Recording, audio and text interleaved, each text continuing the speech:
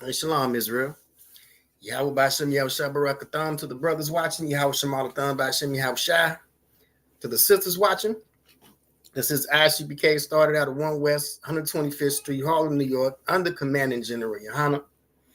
You're tuned in with Priest and Officer Howard Moore, ISUPK, Kentucky. And this is our Monday night history class. And before we get into the topic, I want to invite every so-called Black, Hispanic, and North American Indian to tune in ISUPK weekly content.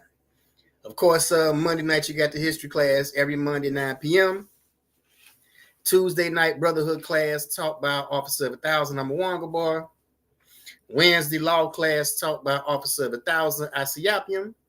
And Wednesday night you got the baddest podcast in Kentucky, Cry Out Spirit Out podcast, hosted by Officers of 1,000 Amawanga Bar and ISUPK. And come listen to these powerful priests and prophets of the Lord under Commanding General Yohana break down and give the biblical solution to all of the viral videos going across the internet. Now let's go ahead on and get into it, y'all. Let's go ahead on and get into it. All right, Monday night history class, ISUPK, Kentucky, under Commanding General Yohana.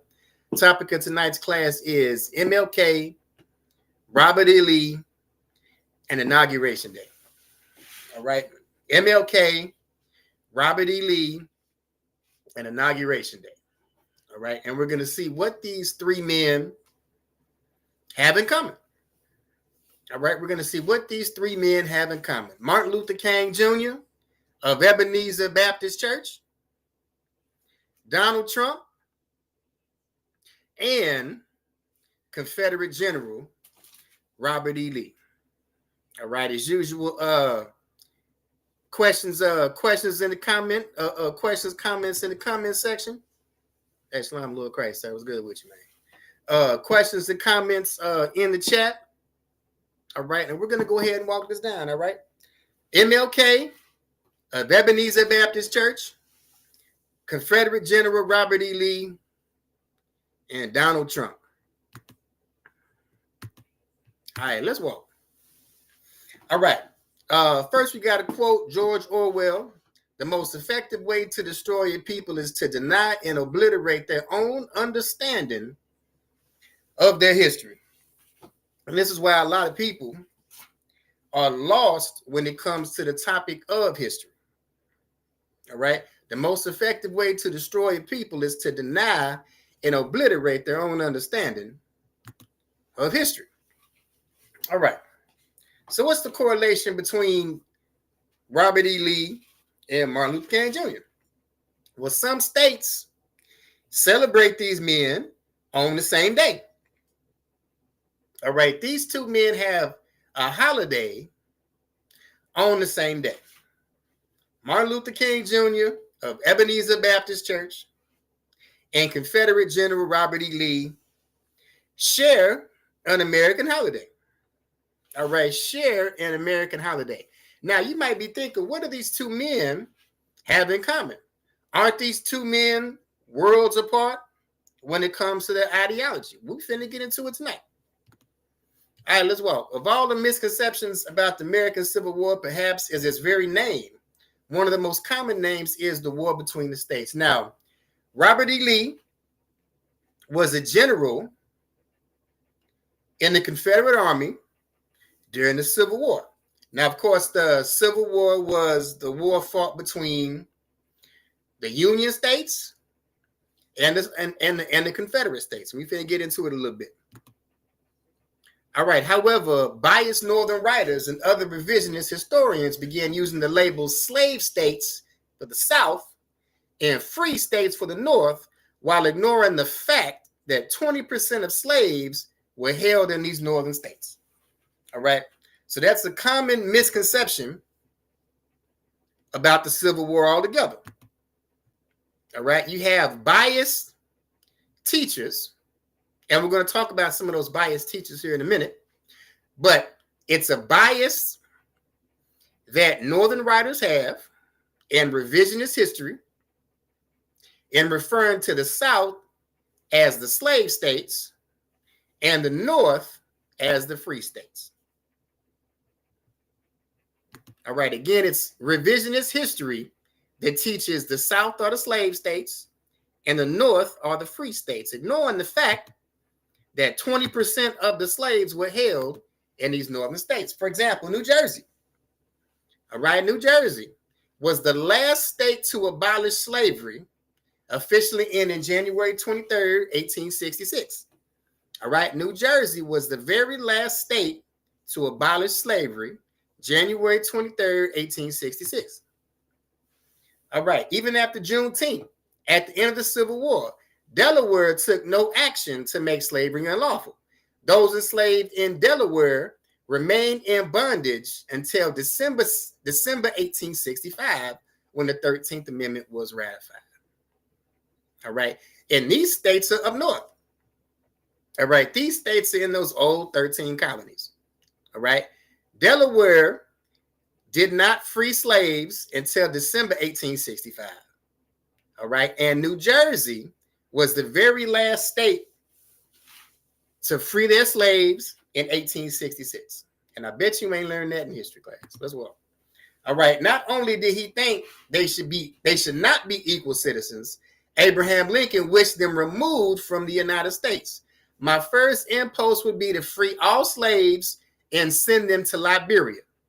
Now, when he's talking about freeing slaves and send them to Liberia, we're talking about the 1860s. All right. You needed to free slaves to send them across the water because since 1809, since the slave embargo, it was illegal to ship slaves across the ocean.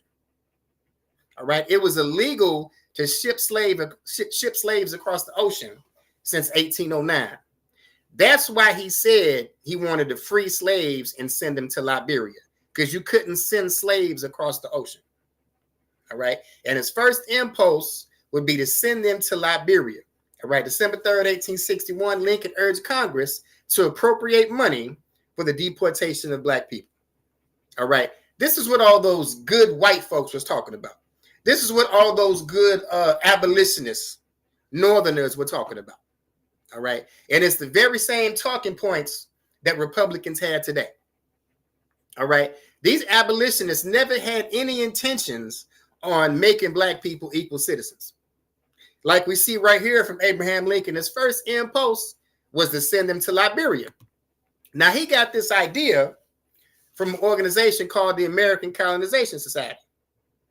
All right. The American Colonization Society is where the idea of this whole Back to Africa movement comes from. All right, American Colonization Society was established to address the prevailing view that free people of color could not integrate. All right, could not integrate. Are we celebrating Martin Luther King today? All right, wasn't his big thing integration? Well, the people that Abraham Lincoln was rolling with believed that free people of color could not integrate into U.S. society. We're going to hear that term, free people of color, all night. All right, just keep that in your brain. Free people of color. We're going to hear that term for the rest of the class. All right, free people of color could not integrate into U.S. society. Their population had grown steadily following the Revolutionary War. White Americans believed that Blacks were inherently inferior and therefore should be relocated. This was the sentiment of so-called good white folks. This was the sentiment of so-called good white folks. And this is what they did. All right. January 15th, James Forten, Richard Allen, and Absalom Jones called a meeting to discuss the American Colonization Society in front of a 3,000-member congregation to promote moving to Africa. All right. Promote moving to Africa. This is where this whole Back to Africa movement comes from. It actually comes out of Northern abolitionist movements. It actually comes out of Northern abolitionists, Republicans, so-called good white folks. All right, this is where the whole Back to Africa movement comes from. And they got three men, James Forten, Richard Allen, and Absalom Jones, to push this movement in the Black church. All right, they got three men, Richard Allen, James Forten, and Absalom Jones, to push this Back to Africa message in the Black church. because these good white folks believe that black people could never be equal, could never integrate into society, and push the movement to send black people to Liberia. And these three men are also known as America's black founding fathers. These three men were known as America's black founding fathers. Let's walk. All right, there could be no question that Lincoln's purpose in the war was definitely not to free slaves. In his inaugural speech on March 4th, 1861, the new president said, "I have no purpose, directly or indirectly, to interfere with the institution of slavery." This was out of the mouth of Abraham Lincoln. He said, "I have no purpose, directly or indirectly, to interfere with the institution of slavery." All right, immediately following secession. Secession meaning when the southern states broke away from the United States and formed their own country. Lincoln and the U.S. Congress offered the Confederacy the Corwin Amendment, which guaranteed permanent slavery forever in the seceded states if they would only return to the Union. As we could see, Lincoln and these other so-called good white folks didn't give a damn about slavery. All right, offered the Confederacy permanent slavery forever if they would just return to the Union. All right, Lincoln went on to fire Secretary of War because he advocated for making soldiers out of Negroes. All right, soldiers out of these free black people. These very same free black people that Lincoln wanted to pay to send to Liberia. All right, these very same free people of color. All right, Lincoln fired the Secretary of War because he advocated making soldiers out of black people. Meanwhile, the South already had soldiers. All right, get a book called Black Confederates. All right, get a book called Black Confederates. All right, the Confederate states were already using black soldiers. All right, the Confederate states were already using black soldiers. And it looks from here, if you look on the man's uniform, it looks like he's got a general star. All right, looks like he's wearing a general star on his uniform. All right, the Louisiana Native Guard was a Confederate Louisiana militia that consisted of free Creoles of color. All right, we got free people of color again. Again, we're going to hear that term for the rest of the class. All right, formed 1861 in New Orleans, Louisiana. Some of the unit's members later became the 73rd Regiment Infantry United States Colored Troops. And Creoles of color were freeborn and enjoyed many of the same privileges that whites did, including but not limited to property ownership, formal education, services in the militia. During the antebellum period, the wealthier and prosperous Creoles of color owned slaves. And again, we're going to get into this term, free people of color, is going to be mentioned all the way through class tonight. All right, here's an image of another black Confederate. Again, get the book Black Confederates, y'all. All right, now the French, the Natchez Indians, and free people of color. All right. Indians in the area of Natchez, Mississippi, all right, were also known as free people of color. All right, were also involved in the Confederacy. And when it says the French was ready to aid the Confederacy, but they kind of got bumped off by Mexico. And that's the very reason that the United States celebrates Cinco de Mayo today.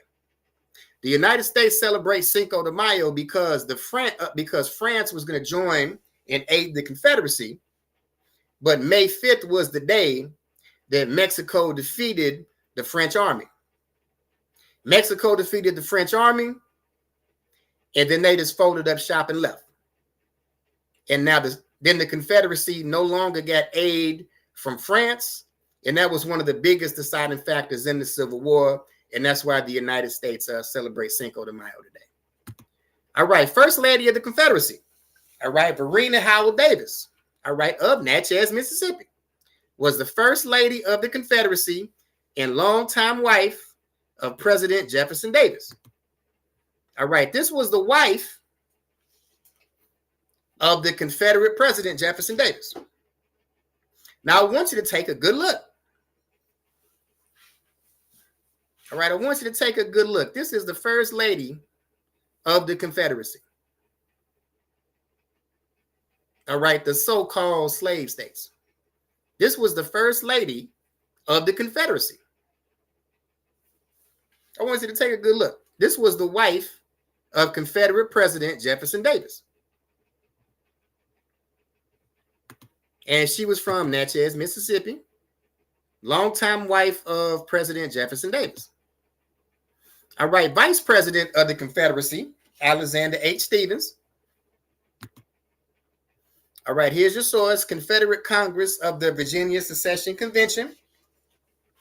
All right, Mr. Stephens is talking about the vice president.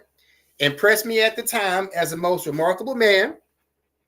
In personal appearance, he was slender, his complexion swarthy, and he weighed less than 100 pounds. All right, swarthy is another word for black. All right, swarthy is another word for black. And this is his kinfolk. All right, Black family claims that Alexander Stephens, vice president of the Confederacy, as an ancestor. All right, these are his kinfolk. All right, Robert E. Lee decided, and here's your source, Congressional Record Proceedings and Debates of the 90th Congress, second session. Robert E. Lee decided on a military career at a very early age. In fact, as a young boy, he decided he would go to West Point. He finally ended up there when he was 18 in 1825. When he entered West Point, he had a dark complexion and weighed 180 pounds. And this is Confederate General Robert E. Lee. All right, dark complexion, 180 pounds. Here's your source, Congressional Record Proceedings and Debates of the 90th Congress and second session. All right, next source, Chicago Tribune, July 20th, 1868. Alfred Lee, wealthy colored man who recently died in Georgetown, was the brother of General Robert E. Lee, the leader of the rebel armies. And I bet you never heard this in history class. I bet you never heard this in history class, that Confederate General Robert E. Lee had a brother named Alfred Lee, who was referred to as a wealthy colored man. I guarantee you never heard this in history class before. I guarantee you never heard this in history class before. But again, we're going to hear this term, free people of color, for the rest of the class. So my question is this Robert E. Lee?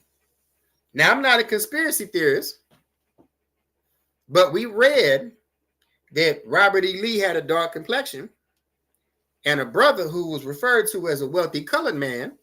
My question is, who is this supposed to be? Is this really Robert E. Lee, or is it a decoy? Let's walk. All right, perhaps the most definitive statement Lincoln made concerning slavery's connection with the war came in an interview with the famous journalist Horace Greeley 2 years after the conflict had begun. Now, Horace Greeley worked for a wing of the Smithsonian that was responsible for hiding the history of American Indians. Sidebar. All right, my paramount object in this struggle is to save the Union. It is not to save or destroy slavery. He went on to say that if he could only save the Union by keeping slavery, he would do so. This war was not about freeing slaves. And now, of course, we come to the real cause of the war, money. All wars have been about money or the transfer of riches and territory. This economic factor cannot be ignored. All right, the Civil War was only about money. All right, the Civil War was only about money. All right, shortly after the Revolutionary War, the United States decided to transfer all state war debts to the federal government. This was a great benefit to the North. So the debt that they accrued during the Revolutionary War was all transferred to the feds. And this is what they did. Their states were freed from their massive debts not paid by the central government. The primary way the U.S. government had to raise funds was via tariffs, mostly from Southern resources. Now, this is important because the South always had the agriculture. All right, the South always had the agriculture.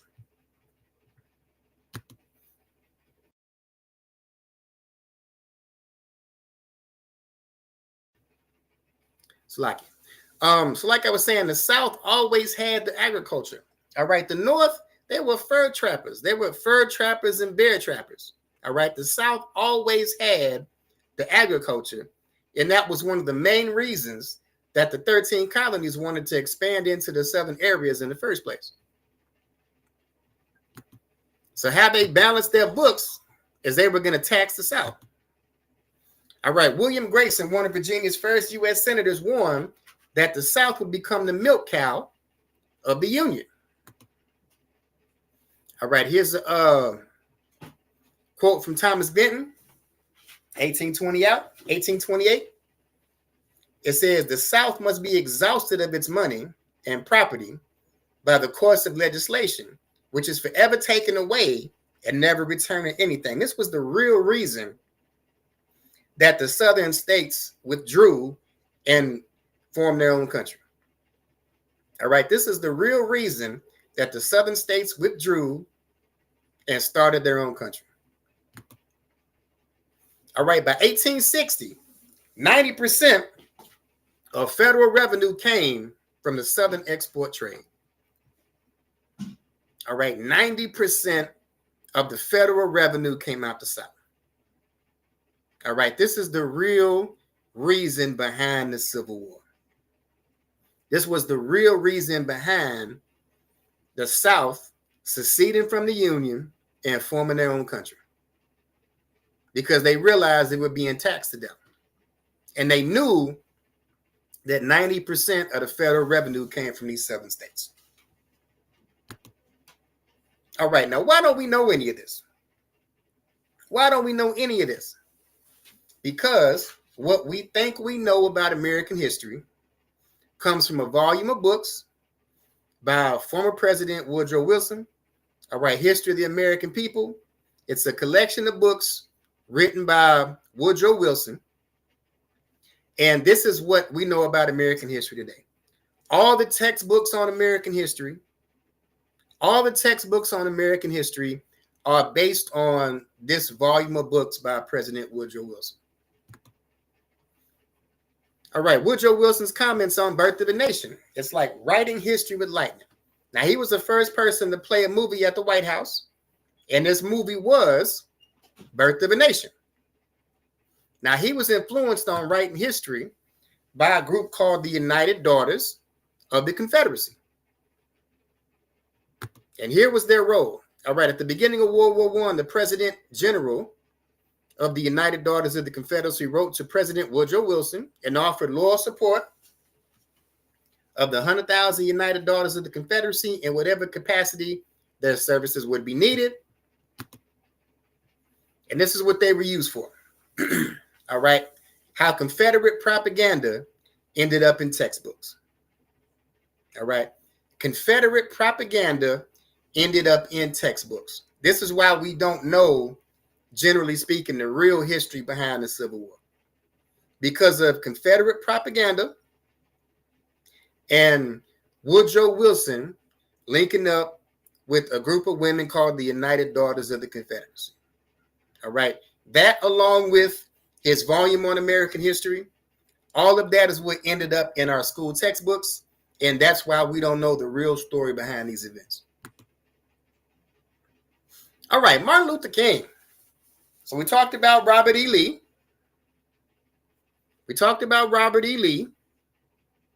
Now let's get on Mr. I Have a Dream. We talked about Robert E. Lee. Now let's get on Mr. I Have a Dream. I have a dream that little black boys and little white girls will walk hand in hand. Let's talk about Martin Luther the King of Ebenezer Baptist Church. All right, Boston University, where King received his PhD in systematic theology, conducted an investigation that found he appropriated and plagiarized major portions of his doctoral thesis from various other authors who wrote about the topic. All right, he is a plagiarist. All right, therefore, his PhD is bullshit, meaning you're not really a doctor, Mr. King. All right, Boston U panel finds plagiarism by Dr. King.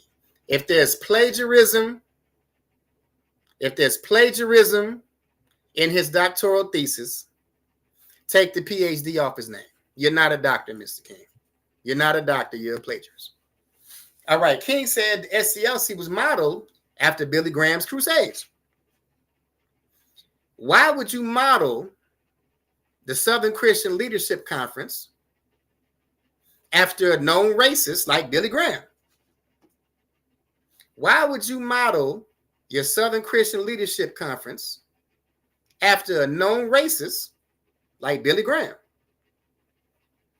All right, Joe Biden became the first sitting U.S. president to speak at Ebenezer Baptist during MLK holiday weekend, January 15th. President Biden spoke at the historic church where Martin Luther King Jr. received his first sermon, or delivered his first sermon in 1947. All right, Stanley Levinson wrote the I Have a Dream speech, y'all. Stanley Levinson, along with Clarence Jones, wrote the I Have a Dream speech. So not only is Martin Luther King Jr. of Ebenezer Baptist Church a plagiarist, he didn't even write the I Have a Dream speech out. All right, a man named Stanley Levinson wrote the I Have a Dream speech. Look at him. Looking like an agent, allegedly. And Dr. Martin Luther King Jr. speaks at the Prince Hall Masonic Lodge in Columbus, Georgia, 1958. All right, you're looking real suspect. You're looking real suspect. Not to mention, we all know that he was a deviant. We all know he was a sexual deviant. All right, all of that you can easily look up, that Martin Luther King was a sexual deviant. But I bet you didn't know this. All right, Dr. Martin Luther King Jr. speaks at Prince Hall Masonic Lodge in Columbus, Georgia, 1958. Now, who was MLK? Who was MLK? Where does he come from? Who mans is this? All right, who is MLK? And where does he come from? All right, James King is the paternal grandfather of MLK. All right, James Albert King was born 1864 to an Irish-American father, Nathan King. Well, if you look down here at the bottom, you got his name, and you see that B? All right, that B means he was black. All right, so a black Irish American. All right, a black Irish American. All right, 1880, Nathan King. All right, same grandfather. If you look, it says his race is black. So these are black people we're talking about. All right, 1870 census, Nathan King's father, Jacob Brenham. All right, Brenham is the actual surname of this family. So we already heard that Martin Luther wasn't his real name, that he was born Michael, and he was given Martin Luther after the Protestant reformer, but his last name isn't even King. But I guess Martin Luther King Jr. of Ebenezer Baptist Church sounds a whole lot better than Michael Brenham. All right, 1870, Georgia census, Nathan King's father, Jacob Brenham. And if you look right here, that B means he was black. All right, that B means he was black. All right, and this was Martin Luther King's second great-grandfather, Jacob Brenham. All right, and now we have a Martin Brenham. All right, that was Jacob's father, Martin Brenham, 1770 in Virginia. Now, here's the thing. If he's on the census, that means he was not a slave. All right, slaves were marked on what's called a slave schedule. But if he's on a census like this, that means he's not a slave. That means he would be Salaki. That means he was not a slave. He was a free person of color. Now, I told you to keep that term keep that term in your pocket for the rest of the class. We're going to be talking about free people of color the whole class. All right. Martin Luther King's paternal lineage comes from free people of color. And this is MLK's sixth great grandfather, Richard Brenham. And it says he was born 1645, Middlesex, England, died in 1738 in Virginia. All right, this is the sixth great grandfather of Martin Luther King. Comes from Europe. We're talking about Black Europeans here. And that's why his whole family lineage were free people of color. You never saw him on a slave schedule. They were free people of color because they were Black people coming out of Europe. All right, these were free people of color coming out of Europe. Martin Luther King's paternal lineage does not have a slave history. All right, what about the maternal side? All right, this is his maternal grandmother, Janine Parks.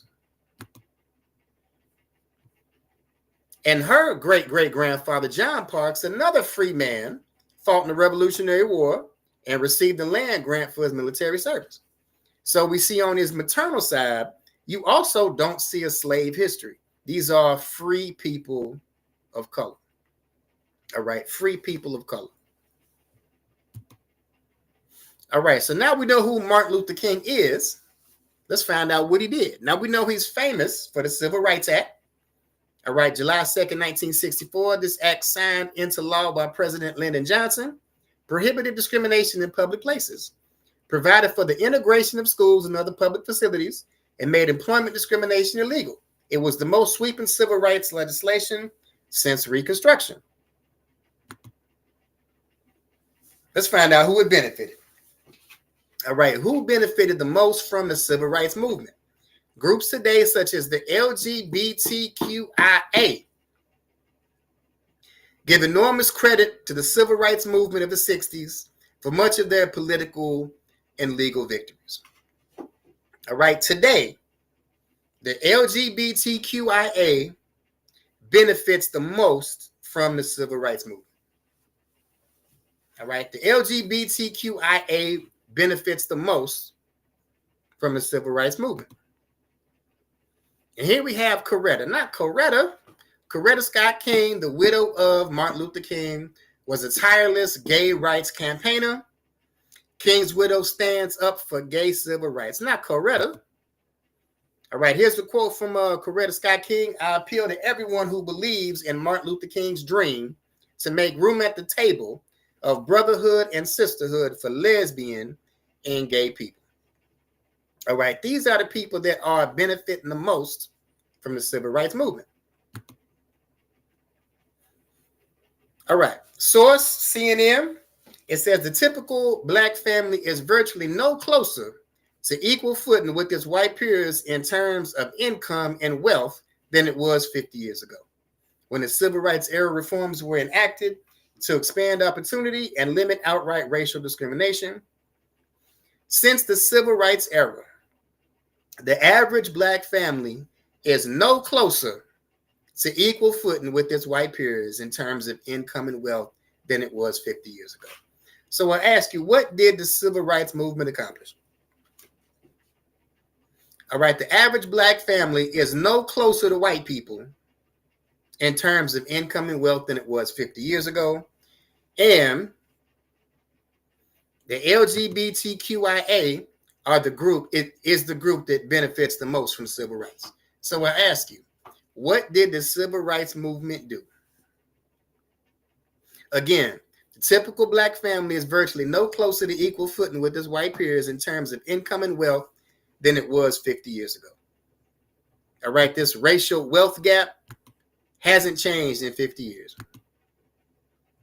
All right, economics of the civil rights revolution. Whites assumed that civil rights reforms would cost them.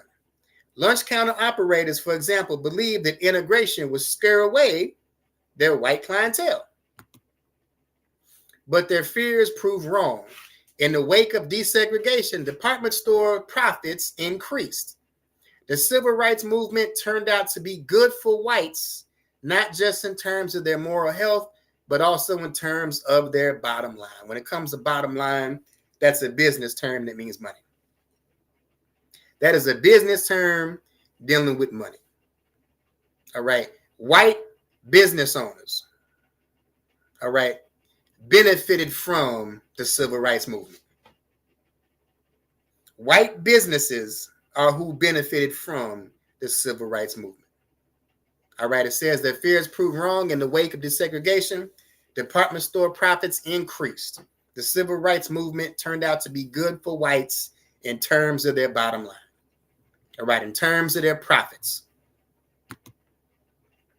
All right, so what else was Martin Luther King into? All right, he was into and worked with President LBJ on something called the War on Poverty. All right, a set of domestic programs in the United States launched by President Lyndon B. Johnson in 1964 and 1965.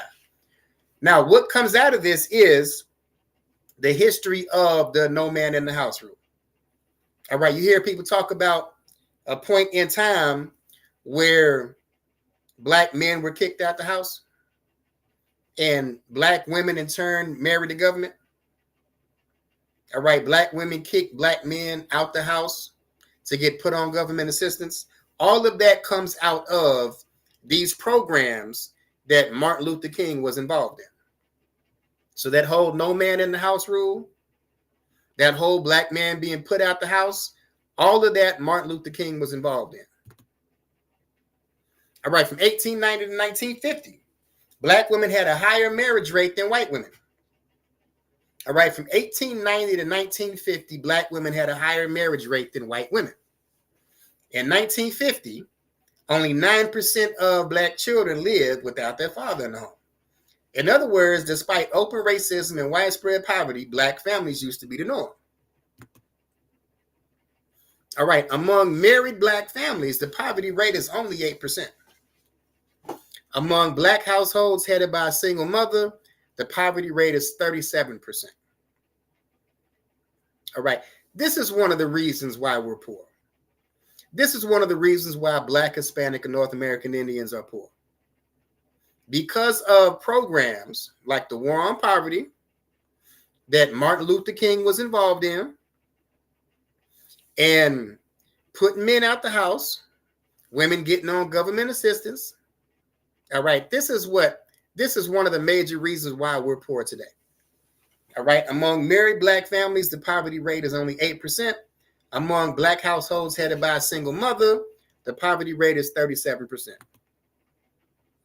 And today, almost 70% of black children are born to single mothers. And there's no greater predictor of male criminality than being raised in a fatherless home. We want to talk about where mass incarceration comes from. You have it right here. Mass incarceration comes from fatherless homes. Fatherless homes comes from a set of government policies that Martin Luther King Jr. was involved with. All right, 70% of all juvenile offenders were raised in fatherless homes. This includes 60% of all rapists, 72% of all murderers, and 70% of long-term inmates. All right, 1950, blacks and Hispanics were only 31% of the prison population. In 1950, blacks and Hispanics were only 31% of the prison population. By 2000, blacks and Hispanics were 62% of the prison population. In 50 years, our prison population doubled by percentage. In 1950, we were 31% of the population. By 2000, we were 62% of the population. All right, in 1950, we were 31% of the prison population. In 2000, we were 62% of the prison population. And you could thank Martin Luther King for that. You can thank Martin Luther King for the fact that by 2000, we made up 62% of the prison population. All right, Donald Trump. So we talked about Robert E. Lee.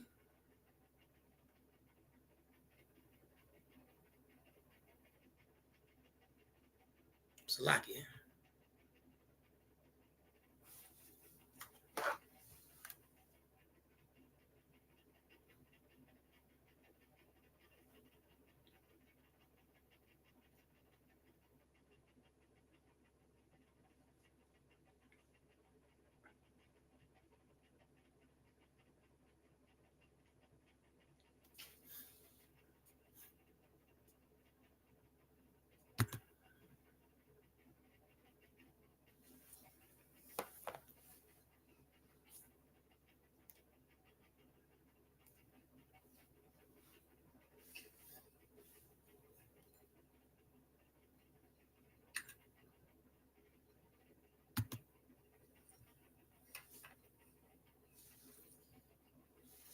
I think we got it's like we got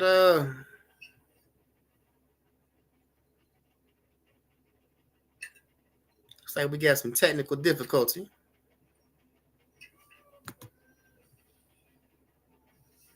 We got it's like we got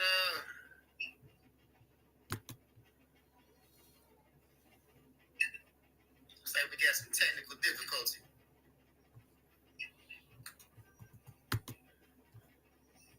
We got it's like we got all right, let's see if this still comes in here. It's like we got some technical difficulty. All right, Frederick Trump was swept to the United States in one of the biggest waves of mass migration in history. All right, let's see if this still comes in here.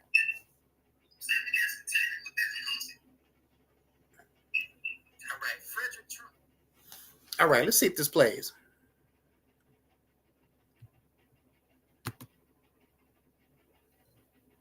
My screen went dark here. All right, let's see if this plays out. All right, Frederick Trump. We're talking about Donald Trump's family. All right, was swept to the United States in one of the biggest waves of mass migration in history. Then in the 1880s and 1890s, 1.8 million Germans immigrated to various European and overseas destinations. When young Frederick Trump arrived in New York in 1885, he joined 200,000 of his compatriots who had already settled in the metropolis, forming a distinct Little Germany. When young Frederick Trump arrived in... All right, so my screen is still dark. But it looks like the live is still playing. All right, 1901, Frederick Trump, again, this is Donald Trump's ancestor, made a small fortune and decided to return to his hometown in southwest Germany. Frederick married his childhood sweetheart, Elizabeth, and planned to settle down. The Bavarian authorities, however, would not let him. They claimed he had left Germany as an illegal immigrant, evading taxes in the compulsory 2-year military service. Frederick pleaded, but to no avail. The Trumps were evicted and resettled to New York. So Donald Trump, his family were illegal immigrants. So this proves one thing, that Donald Trump doesn't have an issue with immigrants. Donald Trump has an issue with Hispanics. All right, this proves right here that Donald Trump doesn't have a problem with immigrants. Donald Trump's kinfolk were illegal immigrants. So he doesn't have an issue with immigrants. He has an issue with Hispanics. All right, and Donald Trump is a disgusting bastard. All right, his kinfolk were illegal immigrants. All right, this Frederick Trump, this is Donald Trump's grandfather, was an illegal immigrant. All right, Donald Trump faces new Central Park 5 lawsuit after debate remarks. All right, the 5 men wrongfully convicted of a 1989 New York City assault, who became known as the Central Park 5, have filed a defamation lawsuit against former President Donald Trump. The report states the suit filed in Pennsylvania federal court had prompted by Trump's recent remarks during his presidential debate with Vice President Kamala Harris, where he falsely claimed that these men were responsible for the crime and that the victim in the incident had died. Trump took out full-page ads in 4 newspapers calling for the death penalty against the 5 boys ages 14 to 16. The Central Park Five have long maintained their innocence, and the convictions were overturned in 2002. All right. Donald Trump took out full-page ads in 4 newspapers calling for the death penalty for 5 black children who were innocent. He called for the death penalty of 5 innocent black children. All right, this is the devil. This is the devil that Donald Trump is. All right, in an attempt to appeal to black voters, Donald Trump says he has something in common with them, being treated unfairly by the criminal justice system. He says, I got indicted for nothing, for something that is nothing. Trump said, speaking over the weekend at the Black Conservative Federation's annual gala, they were doing it because it's election interference. And then I got indicted for a second time, and a third time, and a fourth time. And a lot of black people said that's why the black people like me, because they've been hurt so badly and discriminated against. All right. Donald Trump believes that his mugshot is what got him elected. He says, I'm being indicted for you, the black population. He continued, the mugshot we've all seen. And you know who was embarrassed more about it than anybody else? Or Salakia.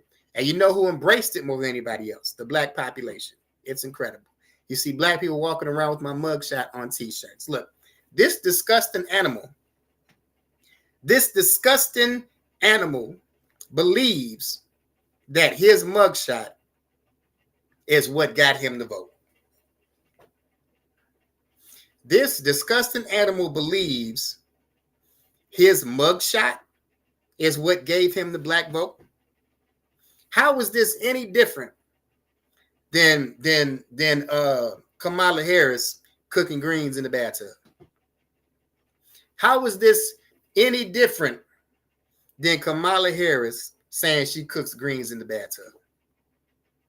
How is this any different than Joe Biden says when Joe Biden said, you ain't black if you don't vote for me? How is this any different than Joe Biden saying you ain't black if you don't vote for me? All right.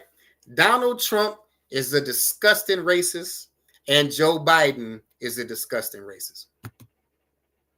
All right. Former KKK leader David Duke says, of course, Trump voters are his voters. Former KKK leader David Duke is running for U.S. Senate and tells NPR that he believes he'll be getting the votes of Donald Trump supporters. And he reiterated his own support for Trump, saying he's 100% behind the Republican presidential candidate's agenda. Donald Trump is being supported by the KKK. Donald Trump is being supported by David Duke and the KKK. Donald Trump is a disgusting racist, and Joe Biden is a disgusting racist. All right. Trump tells police not to worry about injuring suspects during arrest. All right. This is Donald Trump speaking to police officers July 28th. And when you see these thugs being thrown into the back of a paddy wagon, you just see them thrown in rough. I said, please don't be too nice. Like when you guys put somebody in the car and you're protecting their head, you know, the way you put their hand over it, like don't hit their head and they've just killed somebody. I said, you can take that hand away. All right. Donald Trump is all for police brutality, and it's right here. All right. Donald Trump supports police brutality, and it's right here. Here's your source. Donald Trump speaking to police officers Friday, July 28th. Donald Trump supports police brutality, and it's right here. All right. Freddie Gray ended up dead after this kind of treatment described above.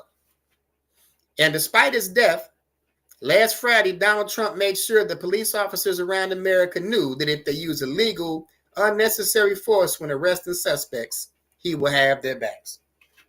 All right. Donald Trump supports the kind of treatment that Freddie Gray got in police custody.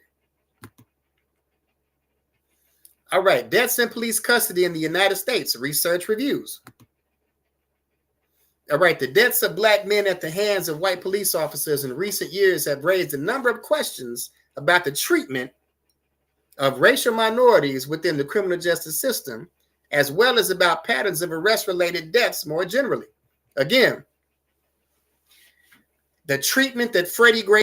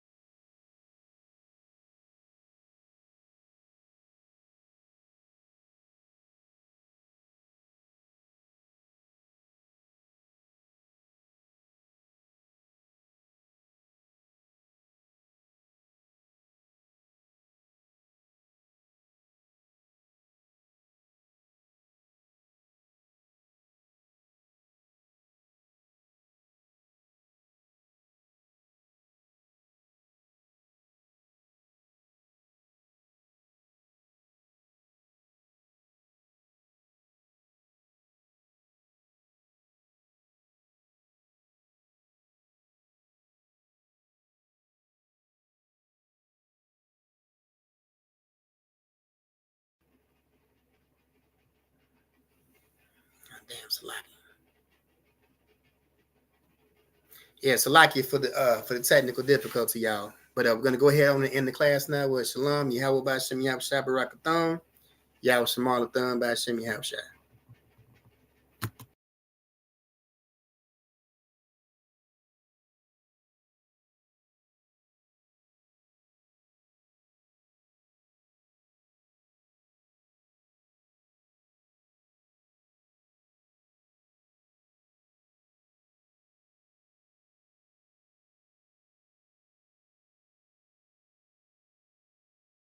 These motherfuckers got scraps too, don't get caught lacking. Y'all seen these old cowboy movies, you go to the bar, nigga, you about to get tried.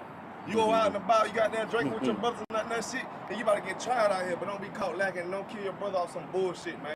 Don't hurt your people, man. This is for protection only, man. I got family out this bitch, man. I got brothers out this bitch I gotta protect. Somebody trying to run up on us, we lacking. What we gonna do, fight him? Fight a nigga with a machine gun? Now we're gonna bust your ass, and we'll cut your head out and bring it back to the Lord, man. UPK shit, man. Hey, man.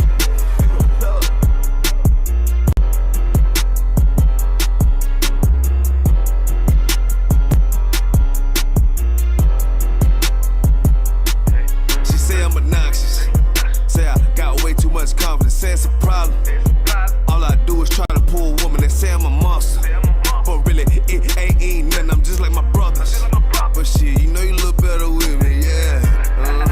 Girl, you know you look better with me. How I pull up and then shock. I do my dance on them, what the fuck? How I judge, run it up. You call me fashion girl, boy, stop, bitch. Okay, you know you look better with me. I pull up with lines. I'm a judo with a nigga pride, I'm just like a lion. My woman cook, clean, fuck, and shut the fuck up, yeah. I got bigger problems to worry about than you in adultery. But shit, you know you ain't going nowhere. Hey, taking my move with the bass. Try to walk to the place. Ice on me, come and skate. You really a hoe wanna escape. Yeah, we up, fishy face. Or outwork me, what you think? Pretty girl, good taste. Wanna know all my traits. Yeah, you know I'm on attention. I'm James Brown, to the Israel. Bullets long, yeah, extensions. The nigga hate what they mention. I pull up how I'm gifted. I'm Mike Jacks with the fisting. Beat it like I'm Thriller. She say I'm obnoxious. Say I got way too much confidence. Say it's a problem. All I do is try to pull a woman and say I'm a monster. But really, it ain't nothing. I'm just like my brothers. But shit, you know you look better with me, yeah. Girl, you know you look better with me. How I pull up and then shock. I do my dance on them, what the fuck? How I judge, run it up. You call me fashion girl, boy, stop, bitch. Okay, you know you look better with me, damn. Bitch, you basic. If you don't want a South Coast nigga, you chasing ranking. And really, you ain't even damn exquisite. And bitch, you faking. Wanna rush a dog sick nigga. In the picture I painted. And I mean, everywhere I say T. Might give you some flavor.